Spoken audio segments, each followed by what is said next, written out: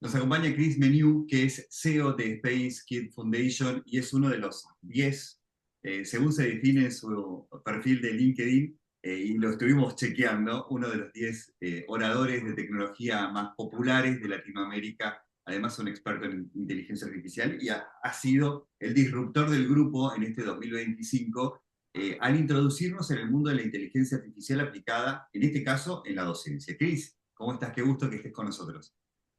Un gusto, Rodrigo. ¿Qué tal? ¿Cómo están? Eh, bueno, primero, a mí me encanta, ayer estuvimos hablando un ratito en previa y la verdad que quedé fascinado con lo que es ese cerebro y ese conocimiento. Muchas gracias. Ahora, nos toca hablar de algo muy chiquitito, que es el proyecto actual. Yo quiero ir por el otro lado, por el futuro. ¿Cómo Bien, se integra la educación con la inteligencia artificial en la República Argentina?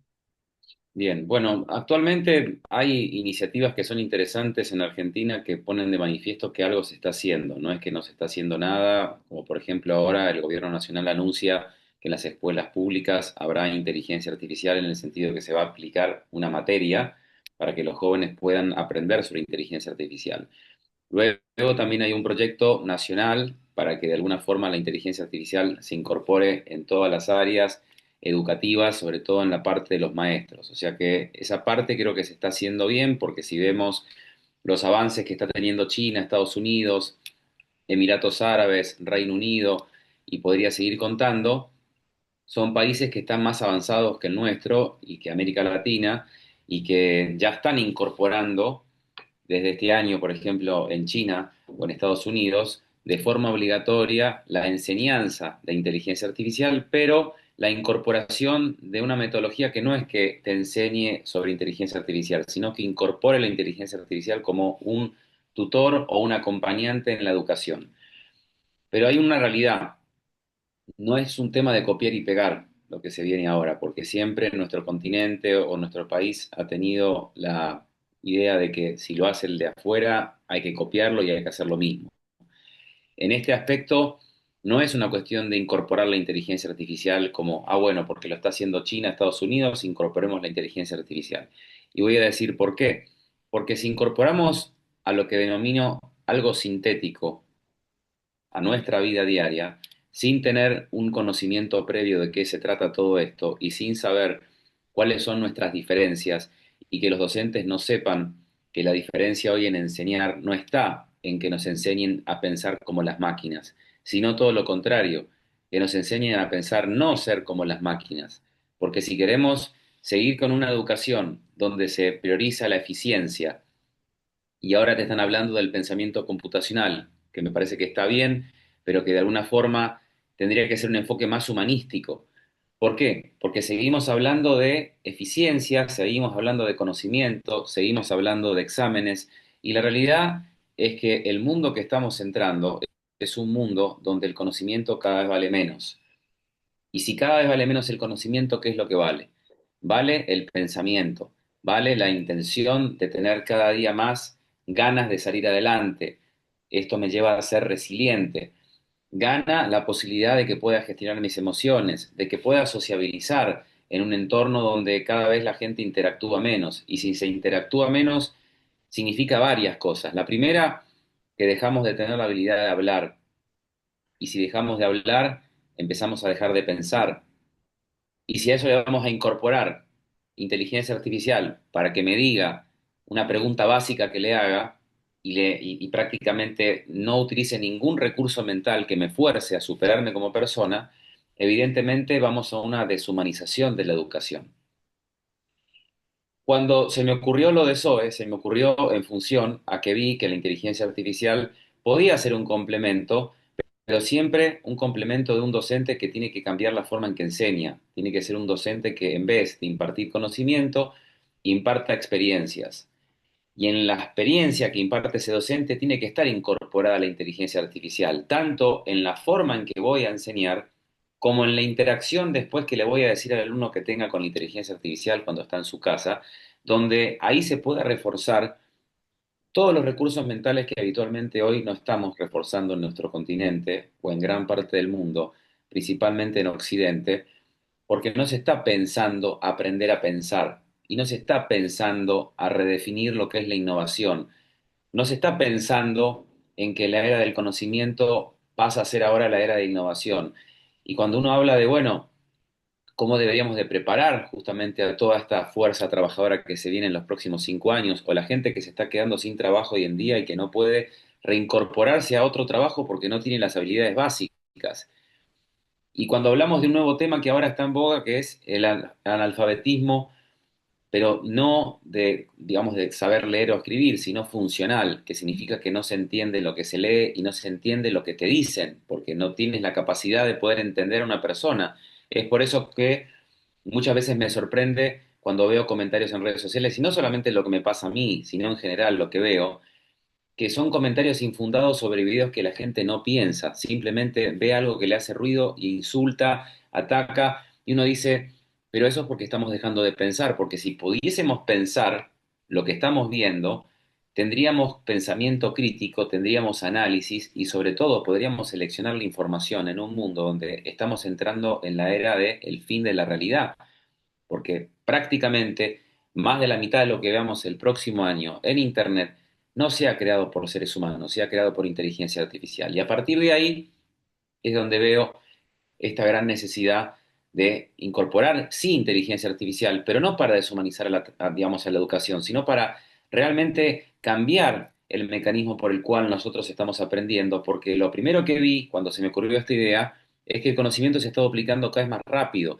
Y ahí es donde me da para decir, para pensar, si el conocimiento se duplica cada vez más rápido, entonces no tiene valor. Y si me puedo suscribir a ChatGPT por $20 para tener a los mejores PhD de lo que sea, significa que el conocimiento no me da un respaldo de decir que sé, o no me da un respaldo para poder incorporarme en el mercado laboral, que ya me está pidiendo otro tipo de habilidades. Y hace 4 años, en un informe que salió en Infobae, se hablaba de que el 49% de todos los puestos de trabajo no se podían cubrir en América Latina porque faltaban habilidades.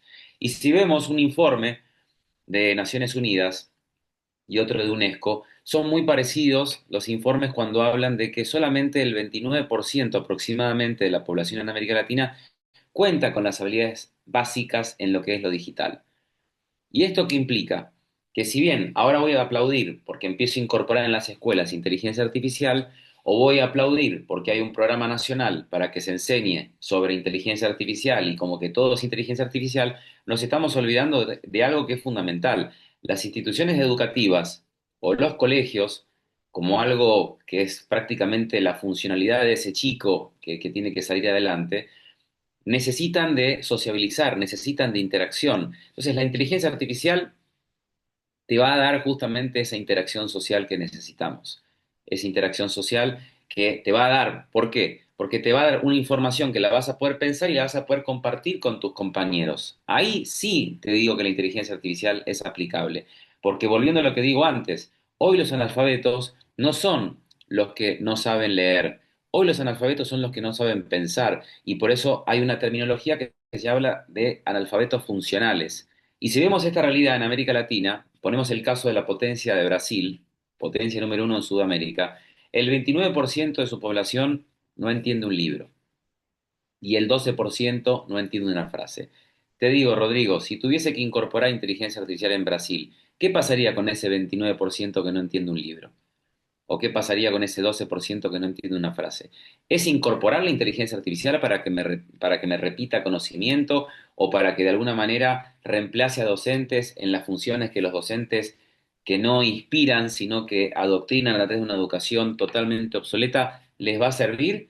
¿O de alguna manera estamos haciendo algo que es para hacer un poco de ruido?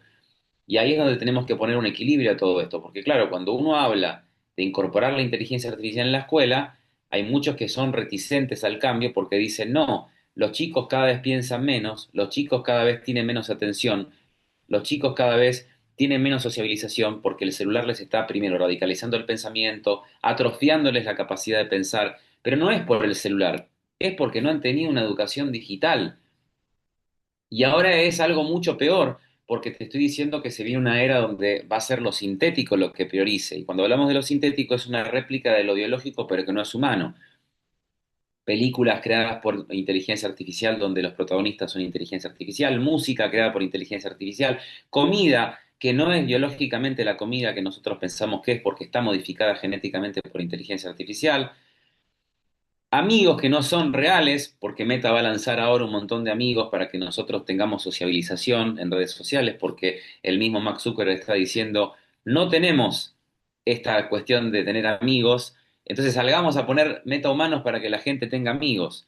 Y la realidad es, hay que tener un punto de equilibrio, y cuando se me ocurrió esto a mí, lo pensé por el lado de sirve como una herramienta, porque es lo que debería de ser, aunque bueno, si vemos desde lo que está hoy siendo la inteligencia artificial, muchos lo ven como que es un agente que empieza a tomar decisiones propias sin la intervención humana y que no la veamos como una herramienta. Pero Zoe como tal, para mí es una herramienta, porque le voy a dar ese control para que diga lo que quiero que diga, no le voy a dejar que haga lo que quiera y que sea autónoma y que pueda generar todo lo contrario que uno quiere que se genere en la sociedad, que se genere, que esto sea un instrumento para que la gente pueda capacitarse en habilidades y no en conocimiento. ¿Por qué?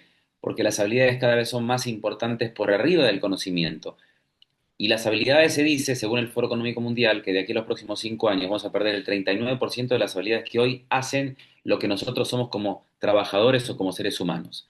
Razón por la cual, voy a poner un ejemplo bastante simple, si soy abogado y voy a perder 39% de mis habilidades, eso me va a implicar tener que capacitarme cada vez más rápido y un docente no me va a poder capacitar muy rápido.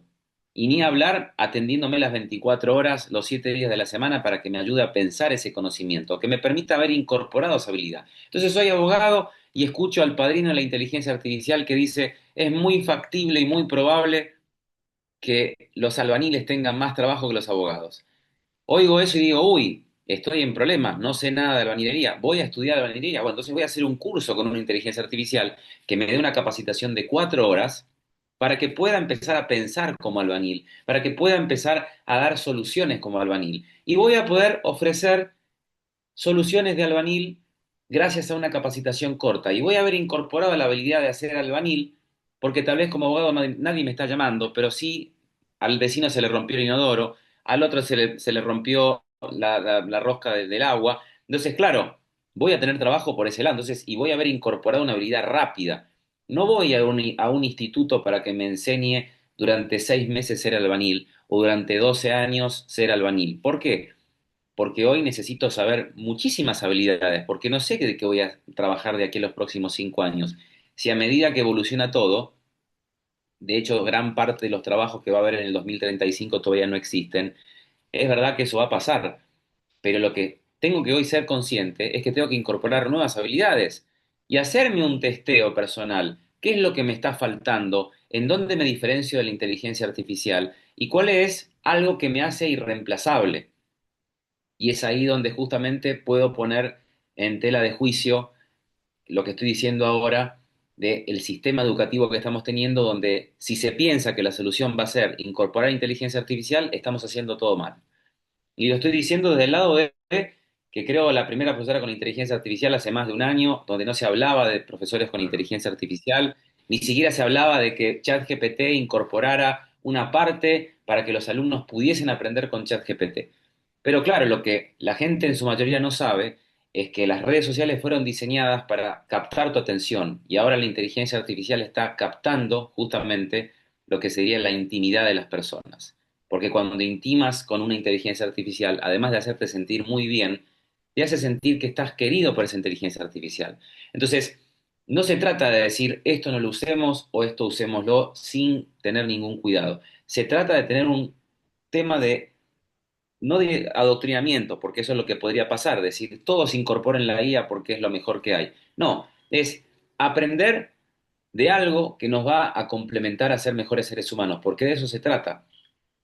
Y tenemos que ¿Qué tener en claro perdemos, que Cristi? Te interrumpo antes que se me vaya la idea. Eh, ¿Por qué es tan complaciente el sistema de la inteligencia artificial con uno?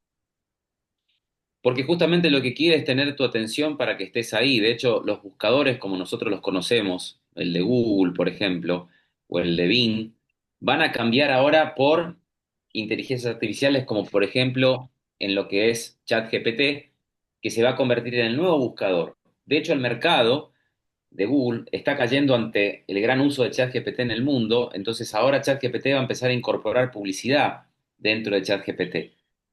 Por lo tanto, vamos a ir de los buscadores que nos permitían seleccionar la información, buscar qué era lo mejor o lo peor en determinado tema o persona, a simplemente hacer una pregunta a ChatGPT o a Perplexity que te tire exactamente lo que ella considera que es lo mejor y va de alguna forma a generar que tengas no solamente la atención, sino que tengas la intimidad con la inteligencia artificial, porque a diferencia de Google, Google no era algo con inteligencia artificial ni era multimodal. ChatGPT, como ejemplo, todas las inteligencias artificiales generativas que hoy tenemos en el mercado, tienen la finalidad de poder escucharte, interpretarte, verte y además no borra Claro, absolutamente nada de claro. la interacción que estás teniendo, razón por la cual, eso lo decía Yuval Harari hace 3 años atrás, cuando decía, la IA te va a conocer más de lo que te conoces a ti mismo. Y mucha gente decía, no, nada que ver, nadie me va a conocer más que mi madre. Mentira, hoy la inteligencia artificial te conoce más de lo que te conoce tu madre si estás interactuando como mínimo una semana, porque sabe interpretar lo que tu mamá no podría interpretar, que es tus facciones, tu estado de ánimo a través de la voz, la forma en que estás haciendo las preguntas, y ir llevando una conversación que de alguna manera te vaya envolviendo y haciéndose sentir cómodo. Claro. Dentro de la aplicación que creaste, perdón, del desarrollo que creaste con Zoe, con la docente, que se va a aplicar en Santa Fe en los próximos días, ya en agosto, tomaste características que son muy interesantes para lograr la atención de un niño. Primer pregunta, características que le diste a Zoe. Y segundo, ¿cuánto crees que en el futuro tendría que durar una capacitación? Y ya no hablo de primario y secundario, sino de una capacitación para un niño, para un adolescente. La primera característica que le di es que sea algo tipo Netflix, o sea, que sean micro sesiones, con la idea de que hoy nuestra atención tiene más atención un pez dorado que un humano. Entonces, obviamente, la idea es que sean micro sesiones donde ocurra algo que sucede para que la persona preste atención, que es que active la parte prefrontal de nuestro cerebro, que es la parte que nos ayuda a pensar. ¿Y cómo se activa la parte prefrontal de nuestro cerebro? Las redes sociales son un invento de una universidad de Estados Unidos que han descubierto cómo funciona el cerebro y por qué se genera tanta adicción en el uso justamente de las redes sociales, porque tienen tres características: luz, sonido y movimiento. Si logramos en una cuestión de aprendizaje activar luz, sonido y movimiento, estamos logrando que la persona capte atención sobre lo que está viendo y a su vez que esa liberación de dopamina se genere porque va a aprender algo diferente. Los efectos especiales del video le van a obligar a prestar atención, a que se entusiasme, a que vea de otra manera una educación que está impartida por lo general con gente que no tiene ni siquiera una forma de hablar que genera inspiración o que genera curiosidad. El docente, por lo general, en gran parte de nuestro continente, te habla en un mismo tono, no trabaja la postura, entonces te puede dar una clase con la postura todo así, o digamos así dándote la clase tapándose la boca mientras está hablando. En cambio, es como una oradora profesional que está entrenada para que sea como que fueras a dar, digamos, una conferencia más que una capacitación. Cuando vas a dar una conferencia te vas a dar cuenta si el orador es un conferencista o es alguien que le pagaron para ir a dar una charla y hablar dos cosas. Primero, la presencia, después la postura, luego el tono de voz, luego cómo modula esa voz y justamente la interacción, cómo logra la interacción con el público, si gesticula o no gesticula. O sea, es como un actor del conocimiento. Esa es la primera característica, que tenga el enfoque tipo Netflix y que el docente sea tipo un orador de TED, pero accesible en la forma en la que habla para que sea entendible para todas las edades. Por lo tanto, no usa lenguaje académico, sino que usa el lenguaje diario, sin llegar a decir palabras que puedan malinterpretarse, con mala intención o doble sentido. O sea, eso sería como lo básico. Después está enfocada a justamente hacer que vayas al WhatsApp para que pienses ese contenido, no para que al WhatsApp le vayas a preguntar lo que aprendiste en la lección 2, sino para que realmente puedas empezar a pensar ese contenido. Y parte de ese contenido se va a ver duplicado después de 12 horas razón por la cual, por eso digo, el conocimiento no sirve, lo que sirve es que aprendas a pensar sobre ese conocimiento que cada vez vuela más rápido.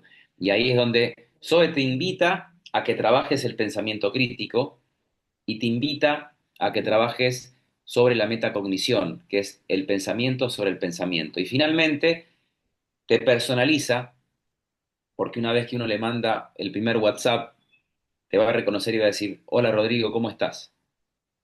Y eso te va a hacer sentir que me reconoce. Entre 300 chicos que están, entre 500 o entre 1000, me está diciendo, hola Rodrigo, ¿cómo estoy?